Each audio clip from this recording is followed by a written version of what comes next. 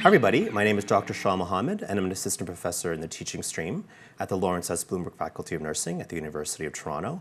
I'm also an academic fellow at the Center for Critical Qualitative Research, also at the University of Toronto. So my own research interests include palliative care and end-of-life care, nursing ethics and critical qualitative research, and also cancer research. So today I'm going to talk to you about case study research, which is a really interesting and exciting way to do qualitative research. Before I begin, I'd like to talk a bit about cases. So cases have been a part of how we think in the health sciences and in medicine for many years. For example, one of the most famous psychiatric cases was Darrel by Sigmund Freud, which was a single patient case where he developed ideas about hysteria and psychoanalysis.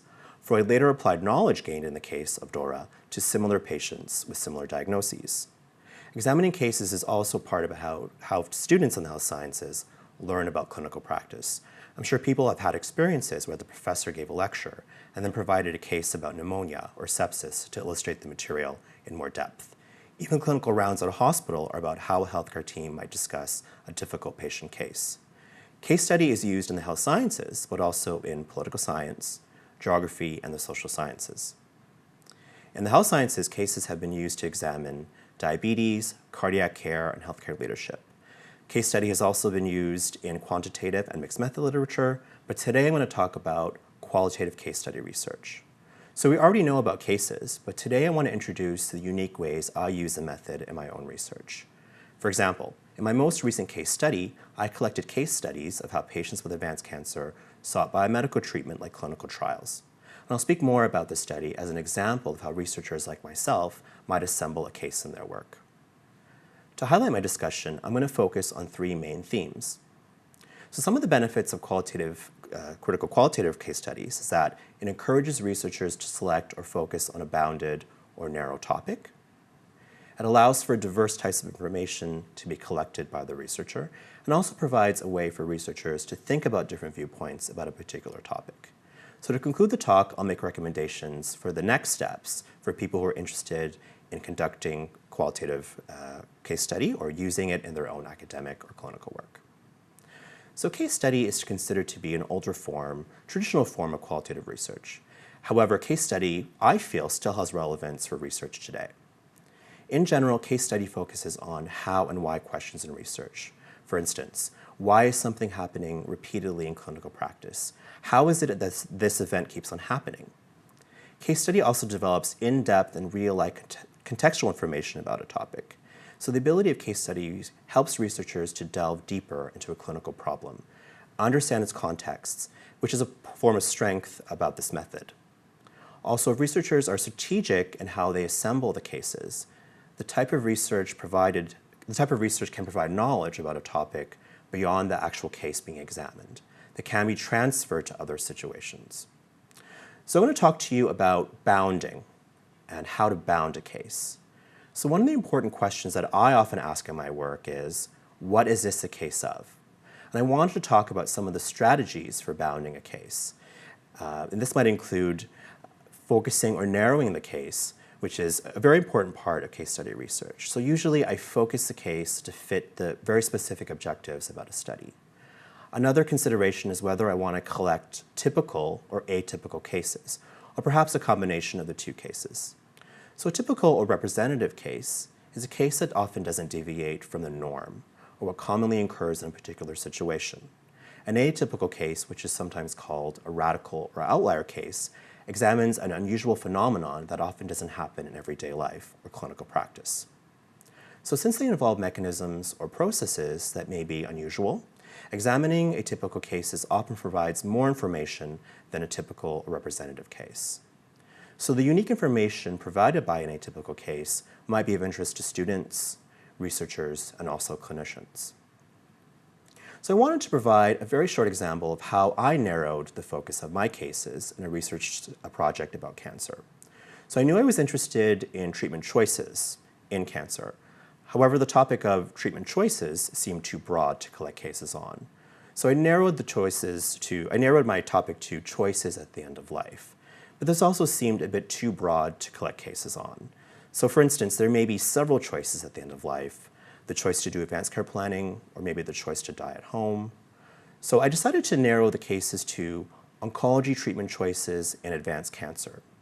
So I felt that this was a more focused on a type of treatment. So for instance, the choice to treat cancer with chemotherapy or radiation therapy. Moreover, it tends to be more focused on a particular phase of disease, that is advanced cancer.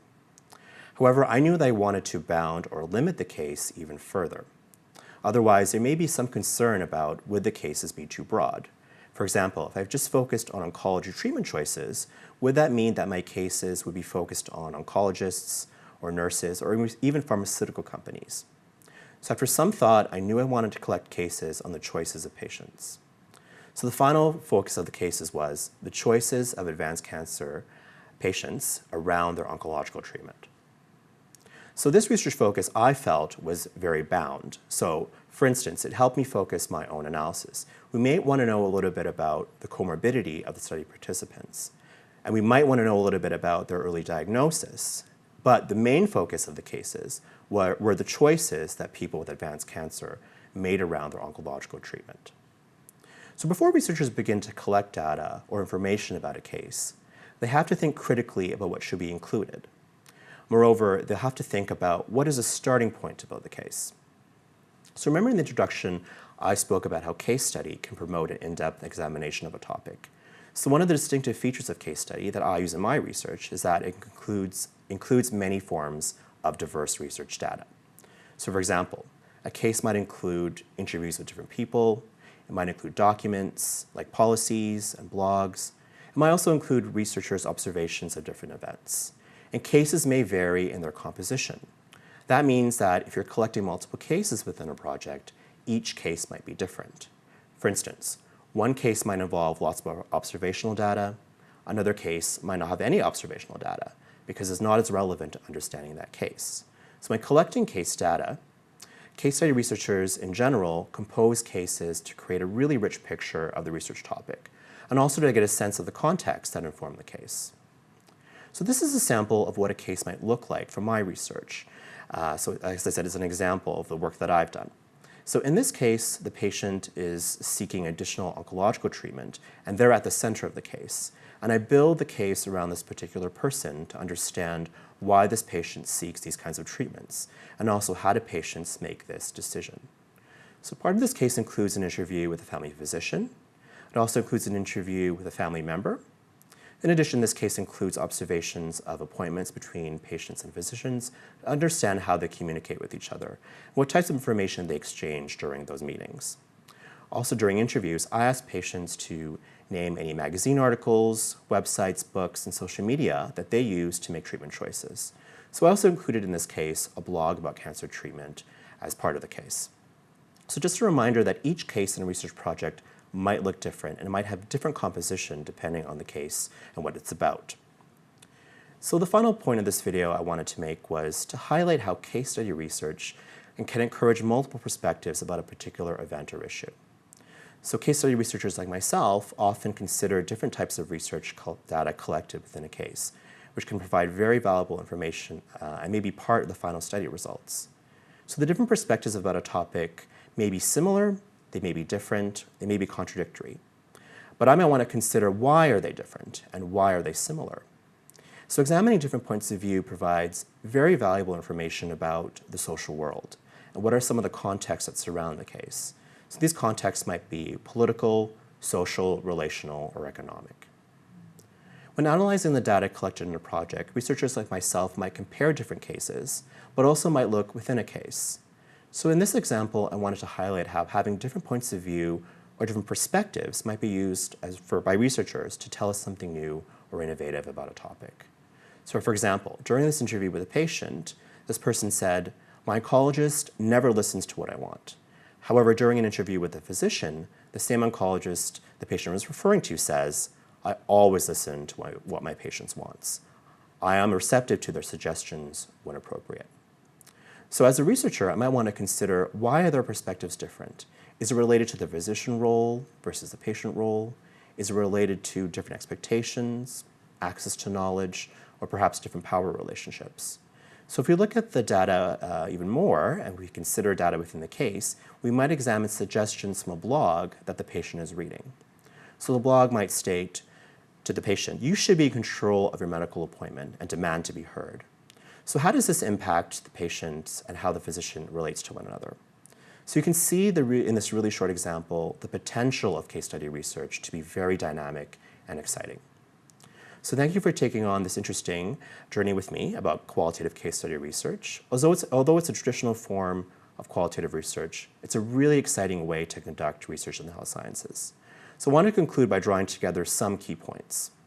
So read case study research if you need information, in-depth information, and contextual information, want answers to how and why questions, seek information about a topic beyond the cases that you are studying. If you're a novice or clinical researcher, you might want to conduct case study research if you want to study a bound topic, if you think it's helpful to collect different types of information, data like interviews, observations, documents, or if you're interested in collecting the different vantage points or perspectives about a narrow topic. If you're interested in reading more about this topic, I would encourage you or recommend the reading by Baxter and Dack. It provides a really good overview of the fundamental principles of case study research, and it's a really good place to start. If you're interested in actually conducting case study research, I would really recommend the book Case Study Research by Yin. It's more of a technical or detailed read, but it's by far the most quoted research book about case study, and it's essential, I feel, to take a look at. So once again, I'm Dr. Shan Mohammed, and thank you for listening.